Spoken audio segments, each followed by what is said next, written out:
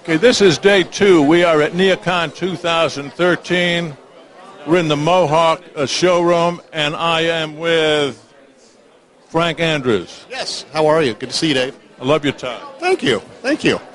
Got to make a statement at Neocon. It's all about making a statement. I guess it is, and I guess people come in here because they expect Mohawk to do something new and interesting, I guess. That's right. I mean, that's the expectation, I think, for every manufacturer. You've got 2-3 days to really make an impression. It's, of course, we want to show our new styles that we've got coming out, the things that we think are really going to make a difference for designers going forward. But more than anything, there's so many people, so many impressions that designers are having made upon them when they come here. The biggest thing you want to do is just leave with an impression. So when they think, hey, what do I think of Mohawk? They're going away, hey, I want to go back and ask more about the products they have. Talk about the people that come. Obviously, designers, specifiers come here. Do they have a job on their plate when they come here, do you think? Or do a lot of them just want to see what's new and see what Mohawk is doing this year? I think it's some of both, Dave. I mean, certainly, I've met with many people that have come in and they come and say, oh, I've got a project right now. This product is going to be perfect for. Certainly you have that. But I think it is probably as much the latter as well, is that, you're coming here to get inspiration as well. So that the idea is that for your next job and the job after that, hey, what was an idea that I saw at Neocon that I can have in my back pocket when that opportunity presents itself? And to make sure that they leave with the idea that when and if this project comes up, Mohawk's going to be the outfit I'm going to Absolutely. We certainly hope so. Now talk about, lots of new things, lots of attention-getting devices around here. Talk about what's new and hot and how that came to pass. Well, at least for Mohawk specifically, our real goal this year was to show that a lot of people think of Mohawk as very traditional in our styling and in terms of the history that we've had. We really wanted to make a statement that we can push the envelope of design as well, that we can be cutting edge of design, we can be new, vibrant, and fresh. That was certainly our goal this year, and I think from the feedback we've gotten, that's what we've tried to do. So I think certainly probably any manufacturer, when they're coming in, they think of what their goals are for the year, and then how are you going to leave that impression that you're accomplishing that. So talk about how you chose to do that this year. A lot of our stuff is centered around color and also around bringing in influences that are targeted towards that young and vibrant design community. So the products that we've got are pulling from things that resonate with them. Street art, our theme being street thread. That's how we came up with that, to show, when we walk around and show you the products, you're going to see very vibrant colors, very fresh color, knowing that some of them, may not use it on a whole floor, but it can certainly use, in your specific project, really make it your own and make a statement with it. I've heard in the past when the economy is booming and things are looking up, people look for more color or more dramatic style and so on, and when things are not so good, maybe they're going the other way and keep it close to the vest. Is that a sign, you suppose? Is this an economic indicator that people are anxious to see this? I think so. That's what we have heard anyway. When the words that we were hearing maybe 2 years ago were colors that expressed hope, maybe. And after this downside, you were seeing a lot of those were the palettes that we were hearing a lot about. Now you're hearing more about colors about optimism.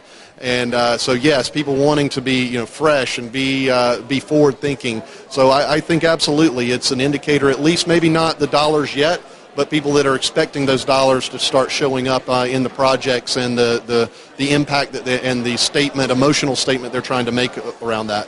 What market segments are you seeing the most, or in what market segments are you seeing the most activity? Certainly in the corporate, that's where most of the growth is going on now. Less now than maybe a few years ago from the institutional side, like education and those kinds of things, as budgets there have tightened up. But corporate and all the different price points are certainly where we're seeing that. And I know it's not as much of a focus at this show, but hospitality as well has been growing substantially. So between those areas internationally, we're seeing optimism in all the different segments, but primarily in corporate when you're talking about core commercial. Now, modular has been growing like crazy over the last several years. It continues to grow, finding itself in new markets where really it hadn't been considered in the past. What do you see ahead for modular? Well, the thing about modular, the reason, in order to be able to look forward in where modular is going, you really have to understand why modular has come to where it is, why it is becoming such an important thing. It first started out, as we know, from the aspect of just convenience, from raised floors, things like that, and also ability to be able to replace specific pieces. Now it's become more of a design element, whereas before, with broadloom goods, you would roll it out and that became your floor. So you had to think of it as designing your floor with a very large brush, if you will.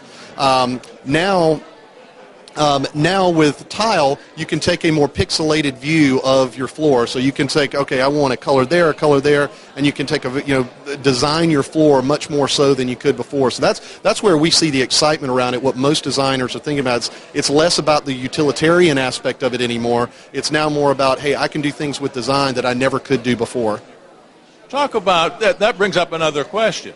I've seen some of these most unique designs, and I can't imagine an installer is inspired enough to do that. How does that, I mean, nothing against installers, but I guess there's a lot of people you have to keep happy, I suppose.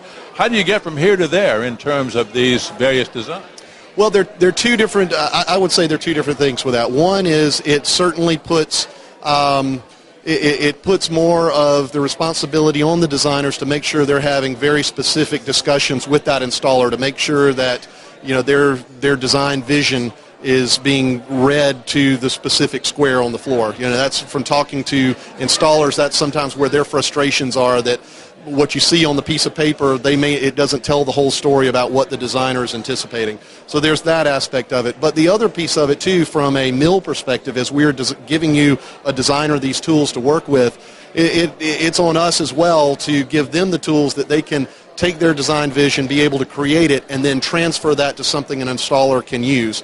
And, even this year with Mohawk, we had a Neocon award this year for Best of Neocon award for our Design Flex Visualizer, which actually does just that. It takes some of the products now that allow a designer to really do some cool things with color, gradation, and transition, but be able to not only visualize it themselves, put it together how they want it, but now create a material list and design that an installer can say, okay, I know what I need, and this is how I want it laid in. So it really closes the loop. It closes the loop, absolutely. I was wondering how they did that. Yeah. Frank, can you show us some of the new product? Absolutely. Okay, I'm going to hand you this, and I'll follow you around with the camera. Okay, perfect. This year's theme for our Mohawk showroom is street thread, taking off a play on the words for street cred. And where it comes from is in today's workplace, how we're not working in a confined space anymore. We're spending more and more time outside of our workspace, working collaboratively out on the street. And so this year we have three different things that we're bringing into our showroom. Collaboration with street art, which is one of the ones you'll see behind me here. Also, we'll show you street threads here in a moment, bringing in the influences of streetwear. And then lastly, for modern architecture, with some of our woven collections that we've just launched. The one that you see behind me here is actually from an artist from New York, from Akash Nialani. He is a graffiti artist that actually works in the medium of tape.